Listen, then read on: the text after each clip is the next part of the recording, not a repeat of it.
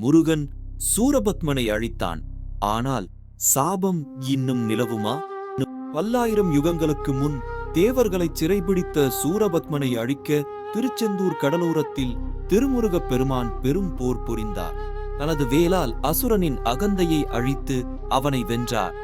அசுரனின் வீரம் அழிந்த போதும் அவன் கடைசி கணம் வரை ஒரு தீரா ஆசையுடன் இருந்தான்.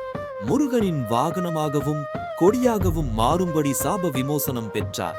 ஆனால் அந்த அசுரனின் அசைக்க முடியாத பக்தி ஒரு புதிய வடிவத்தில் நிலைத்திருந்தது. போர் முடிந்து தனது தேவி தெய்வானையுடன் திருக்கல்யாணம் கொள்ள திருப்பரங்குன்றம் அடைந்தார் முருகப்பெருமான்.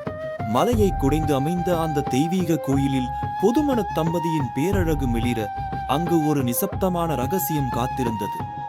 ஆம், சூரபத்மன் அழிந்தான் என்றாலும் அவனது பக்தி ரூபமான ஒரு சாபம் திருப்பரங்குன்றத்தில் இன்றும் நிலைத்திருப்பதாக ஐதீகம்.